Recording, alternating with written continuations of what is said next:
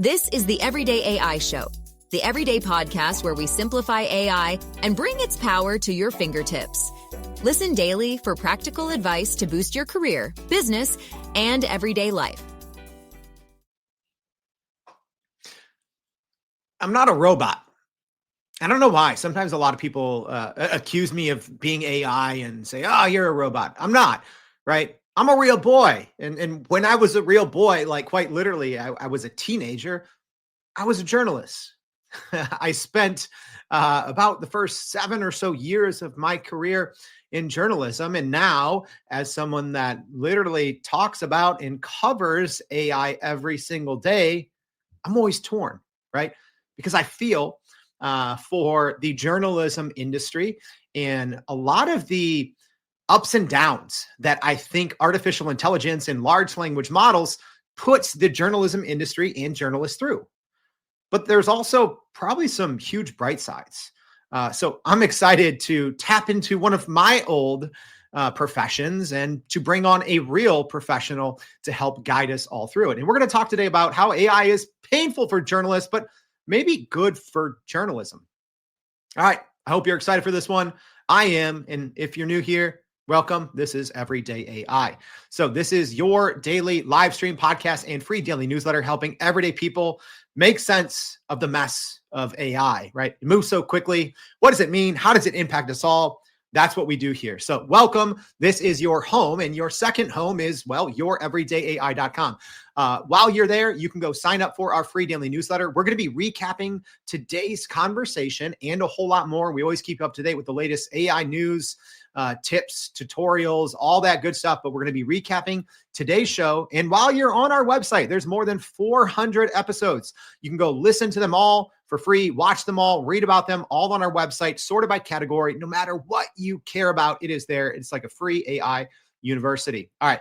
And if you are tuning in, we normally go over the AI news. Technically, this is pre-recorded one, debuting it live. So make sure to go check out the newsletter for that info. All right. Enough chit chat from me. Let's bring on the real experts, shall we? So, hey, live stream audience, I'll still be in the comments. So, leave us questions. I'm sure me and our guest today will go through and answer them. So happy to have on the show and help me welcome. There we have him, Pete Pachal, the founder of the Media Copilot. So thank you so much, Pete, for joining the show. Hey, Jordan. Thank you. Pleasure to be here. All right. I'm excited for this one. Get to bring in my old world, but tell everyone about your current world. What do you do at the Media Copilot? Cool. Yeah, well, the Media Copilot, I founded it about a year and a bit ago, and it started out as a newsletter. I challenged myself to learn everything I could about how AI is changing media and journalism and pass on that knowledge to my readers. And soon after that, some folks started reaching out to me and said, hey, can you come by to my team and explain this AI stuff? And I was like, I could do that. And so I did that once or twice, and that turned out to be really a really good experience. And so I sort of launched formally AI training in 2024. And I've been teaching journalists, PR teams, creative teams, some people far afield of that even, about how to use AI in their work, and do a little consulting on top of that. So yeah, it's been good times.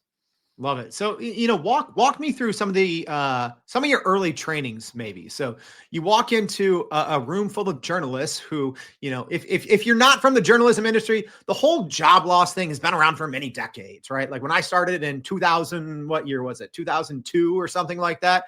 Everyone was scared of the internet and, it's going to take away jobs. And it did, I think, the advent of the internet and the availability of information.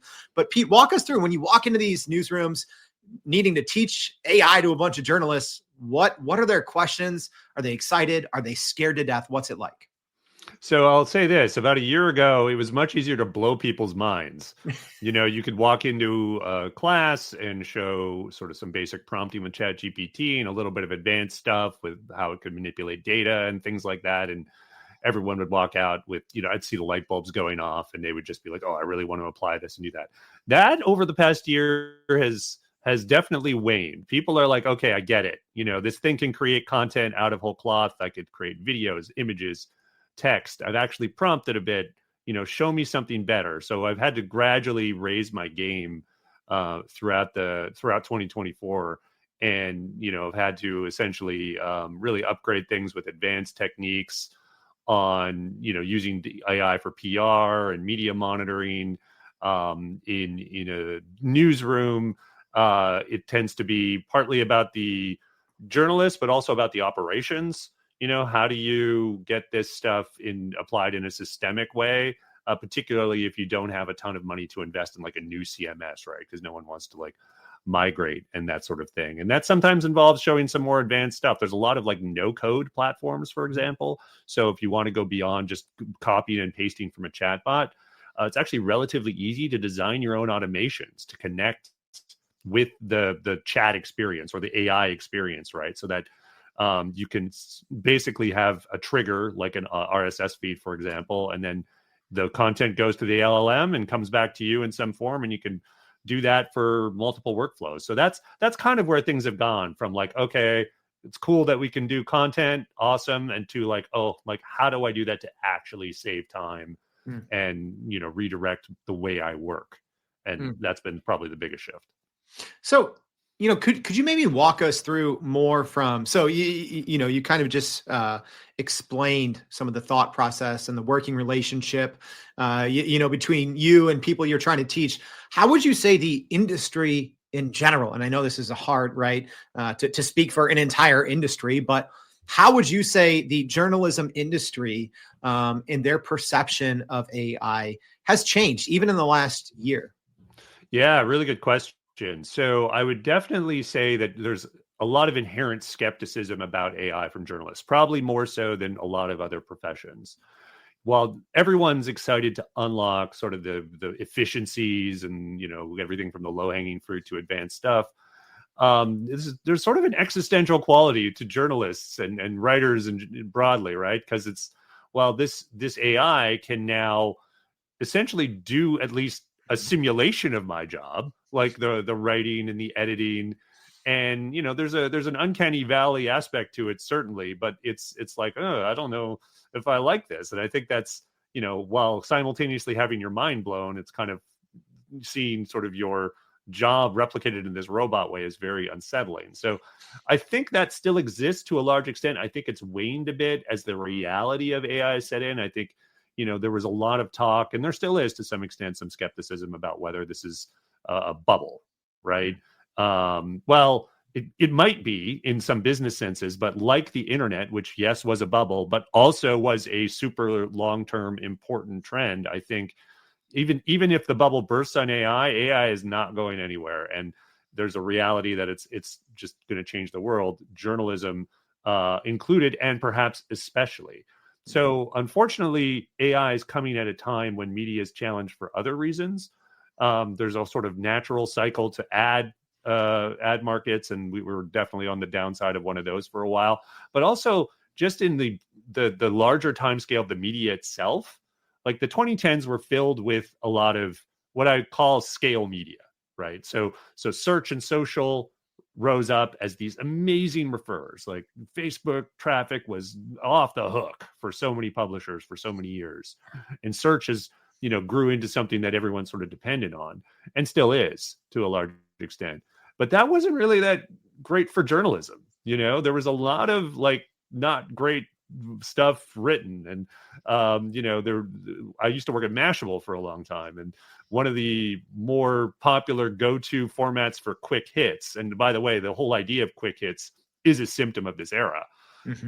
But one of them was like a go-to format of let's see what people on Twitter are saying about this thing in pop culture or in business or in tech or whatever, and you just get a bunch of tweets and compile them and call it journalism. And it's like, I'm sorry, I hate to break it to everyone, including myself. I've been guilty of writing those things. That wasn't journalism. That was not great. A robot can do that just as well now, and a robot might as well do that. So, so there's a certain weeding out of content and maybe people who were doing that content.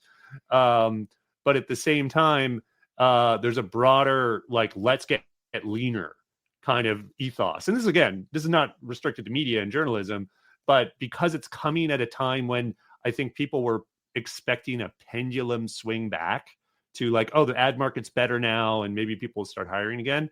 Instead, most companies are like, wait a second, let's maybe not start hiring again, and let's just make sure we're using AI to the utmost before we get a bunch of heads that we might have to say goodbye to in a few years when things swing back again. So that's kind of like the in a nutshell what I see as the pain in the journalism industry. But what remains, so like I still think, and I'm optimistic about journalism itself in the AI era because we're starting to throw out those incentives of search and social, which, like as I just sort of explained, were probably not that good. These dopamine spikes you get from traffic spikes, not good, even though, again, they still exist to some extent. But AI now adds this ingredient of summarization. And so there's these disintermediary sort of interfaces. So ChatGPT is one of them, Perplexity is one of them. There's honestly, like, even news organizations themselves are starting to put bullets at the top of their stories that are generated by AI. And, Amazon's going to start having Alexa summarize the news for you, et cetera. Like, there's this layer of summary. This is how a lot of people are going to start getting information, which means that you're going to have to start optimizing for that experience. So what is that experience looking for? Kind of, is what the question is. And honestly, like, I'm going to, lay my cards on the table. I don't have pocket aces. Like, I don't know either. All I see is patterns from what I see these things doing and what people in the industry tell me and their impressions of it. This is being studied, by the way, obviously. Like, SEO for chatbots will be a thing, even with its different incentives. But so far, I can see AI, again, assuming it's designed well, which is a big caveat, it's going to prioritize thoughtfulness. It's going to prioritize stuff being comprehensive, stuff being unique, and stuff being what I sort of, this is my term really, but it's like definitive, like something that if you left it out of the summary, you would be wrong to do that, right? So that's kind of the content people are going to want to produce. And I would say that's what we used to call good journalism. Yeah. And so one thing my mind always goes to is the monetization of this all, right? Like it's always been in any, especially I came from newspapers. I'm sure it's different, depending on if you're at an online publication or, media, broadcast media, whatever, right? But everyone's always worried about, right, the clicks, especially in the early days of online ads. It was the clicks, you talked about your experience in Mashable. It's the clicks, it's the time on site, because that brings in ad revenue, right? Which pays said journalists. What happens next? Because what I'm seeing and what I've been saying for a while is it seems like the internet's getting harder to use because publishers and big content companies are losing clicks.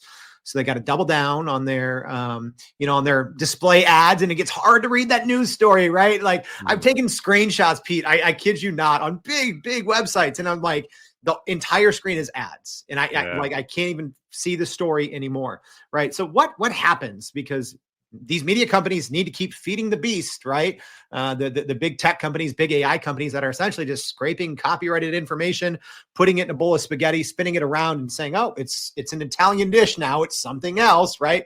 How's this thing going to keep going? Yeah, wow. You're really stoking a lot of directions I want to go in, but like focusing just on the monetization. Way to like kick at the bad knee of the media that has been bad for a long time. I have to call a spade here. You're right. I'm cheering for both teams though, Pete. I am. No, it's totally right, and this is really important to talk about.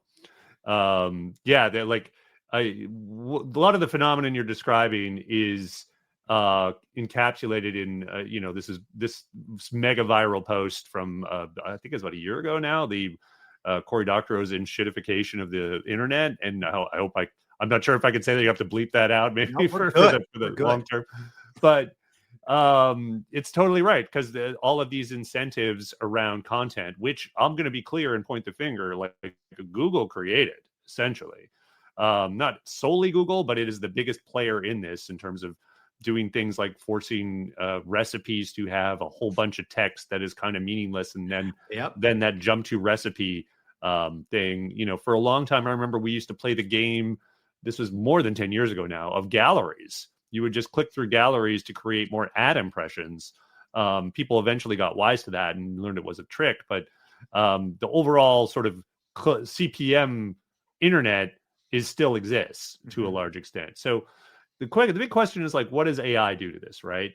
And so far, again, let's be clear, it's early days for AI and the monetization systems. Google has only just recently, in the last couple of months, started putting ads in their AI overviews, their summaries, and that's probably just the first move, right? Like, because that's just like an ad strip that they put everywhere, and the idea of having placement within the summary in a different way, in the same way that they do with search results, right? All the sponsored links, something like that is probably coming. That said, they got to tread a lot more carefully because you have these cleaner interfaces over at ChatGPT and Perplexity. That said, ads are coming in there. They already have. Like, Perplexity's finally done its ad platform. Sam Altman speaking openly about ads being an ultimate model, but they're well funded right now, so they can sort of keep things clean and sort of bring users in. So hopefully that can be preserved to some extent. But if it does stay preserved, then it's like, well, how do you monetize? So far, the answer seems to be, at least from the publishing side, licensing. So you're not getting clicks anymore because now you're getting summarized. You're getting substituted by this AI summary on some platform somewhere. That platform is going to have to pay you some amount for the privilege of doing that. Now, right now, that is a big legal gray area because for the longest time, these big data sets that Google was using to crawl the web and others were using for research, it was basically fair use. It was like, we're indexing your site, therefore you're going to get traffic, and this is a grand bargain. Well, now that bargain has been severed very much on one side, and it's kind of like, well, wait a minute, now we don't want you using that content. In fact, it's funny, there was this is reported in Wired, Common Crawl, one of these big data sets, had not had anyone really ask for their data to be removed from their data set until the last couple of years, until everyone suddenly woke up and was like, oh, AI is doing this and they're not giving me anything in return, So there's obviously been all these lawsuits. The New York Times is suing OpenAI, News Corp suing Perplexity, and the idea when the New York Times sued OpenAI was mostly about training data. And these search engines were, Perplexity was still pretty nascent, and ChatGPT, while it could access the web, it was very clumsy and it wasn't really a search engine. Well, that's a different world now. And now I think AI for a lot of people today, as opposed to a year ago, is now more about doing something with data, or, and search results are data, as opposed to just like, I want something from your knowledge base, from your training data, and give it to me, hallucinations and all.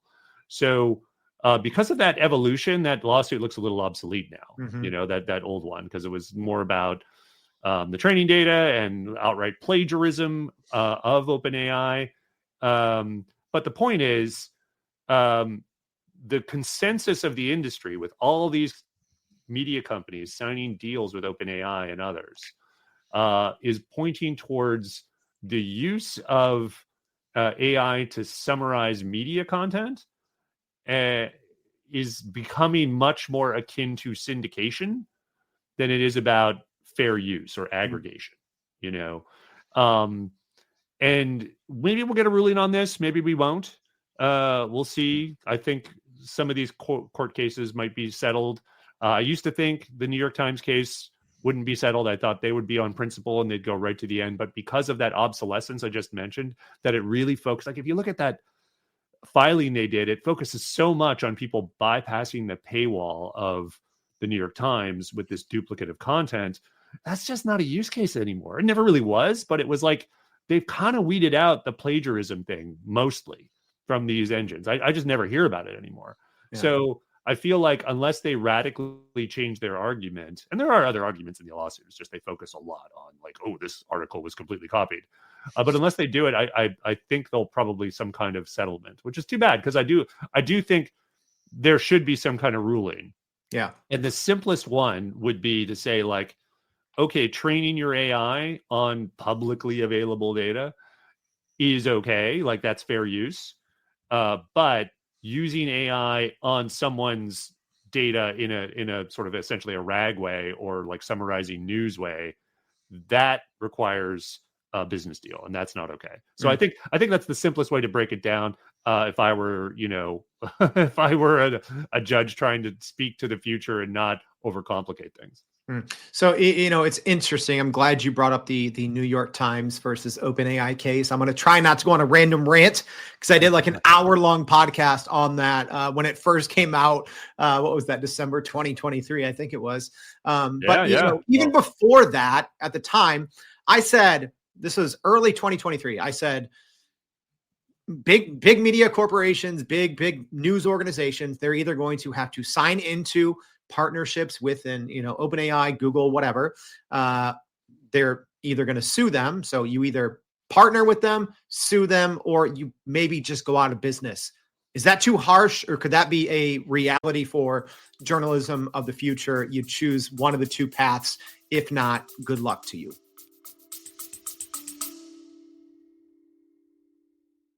Are you still running in circles trying to figure out how to actually grow your business with AI?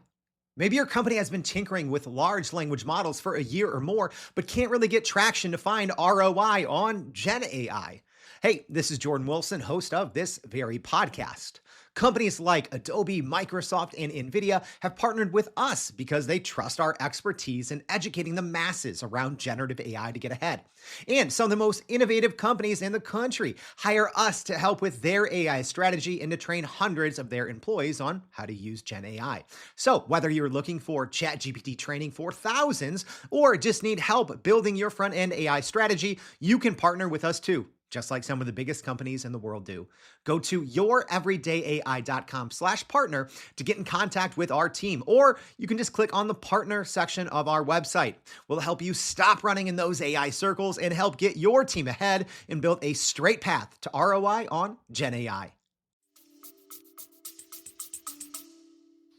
Yeah, I hope not. I do think there's some hope in that AI isn't the be all and end all on all information. I do think, even in using AI search, as useful as it is, and I talk to ChatGPT all the time now on my iPhone, I still want that page of blue links. Sometimes, not all the time.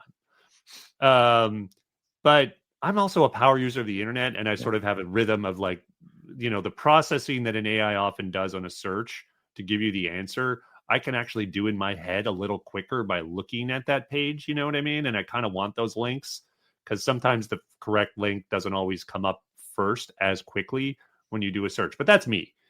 But I think for the media and audience broadly, it's a matter of, like, if you want to be in an AI search, right? Like I sort of was articulating that earlier.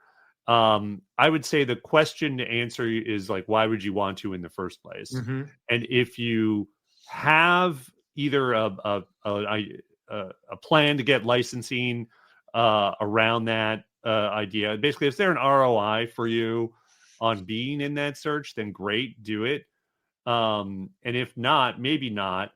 But then you really have to think about what's your growth strategy, what's your audience strategy, which is important anyway, because AI is the only thing. But it's just a matter of, like, are those other vectors going to perform for you?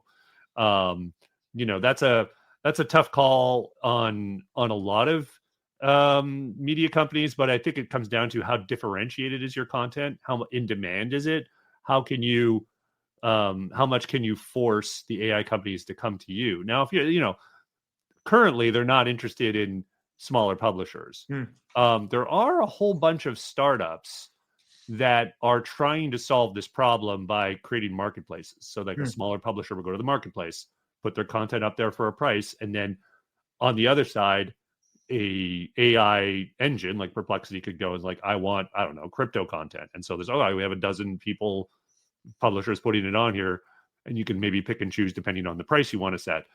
That's the dream.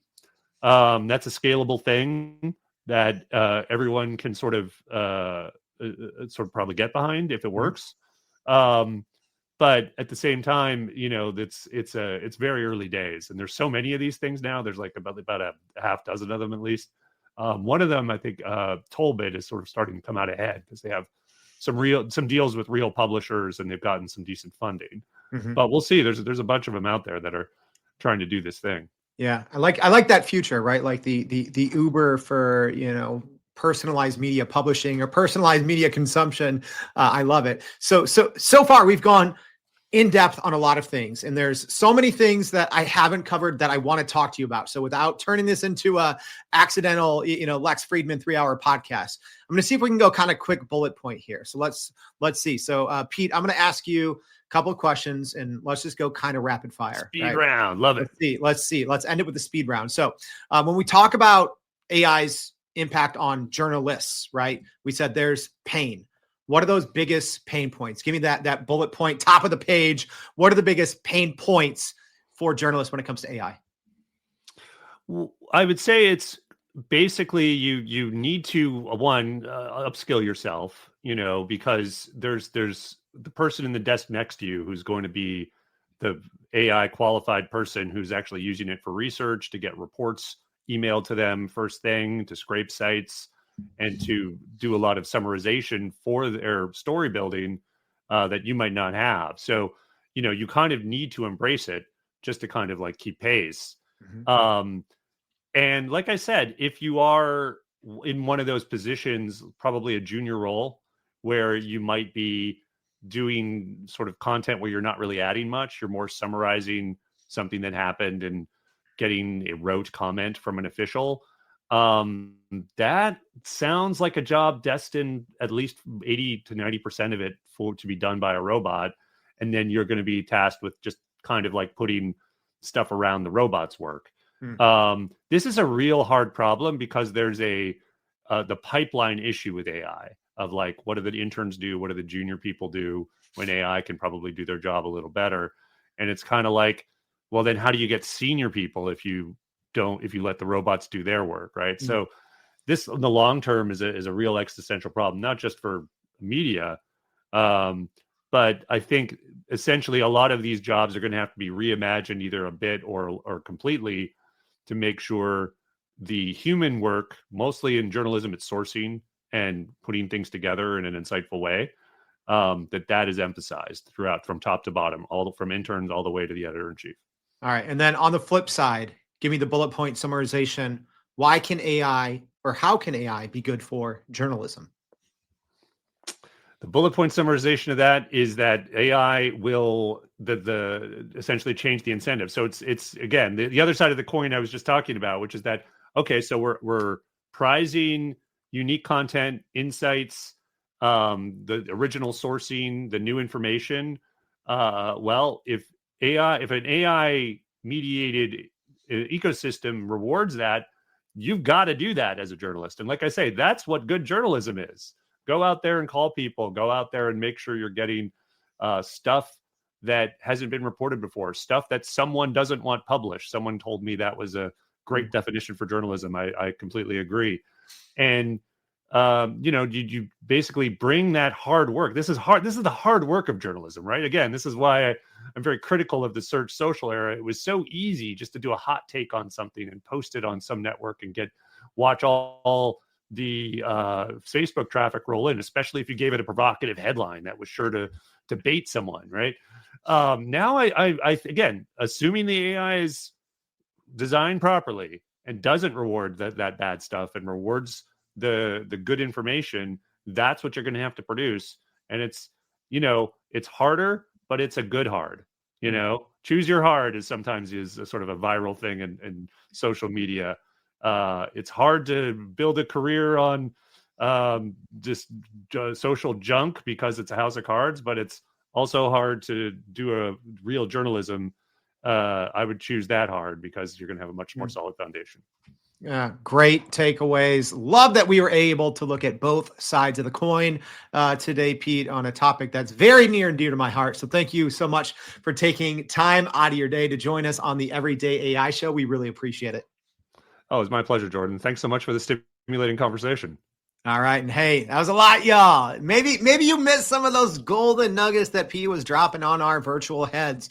Don't worry. We're going to be me, a human, recapping it all. I'm going to put these fat fingers on the keyboard, type this up in our newsletter, as well as everything else that you need to not just keep up with everything happening in the world of AI, but how you can get ahead and be that smartest person in your company when it comes to AI. So thank you for tuning in. Make sure you go check that newsletter out at youreverydayai.com. If you're listening on the podcast, thank you as always. Make sure to please subscribe to the show. Tell your friends. Don't just keep this as your secret cheat code. That's rude. Don't be a jerk. Share it with others.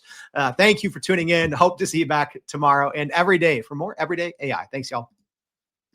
And that's a wrap for today's edition of Everyday AI. Thanks for joining us. If you enjoyed this episode, please subscribe and leave us a rating. It helps keep us going. For a little more AI magic, visit youreverydayai.com and sign up to our daily newsletter so you don't get left behind. Go break some barriers, and we'll see you next time.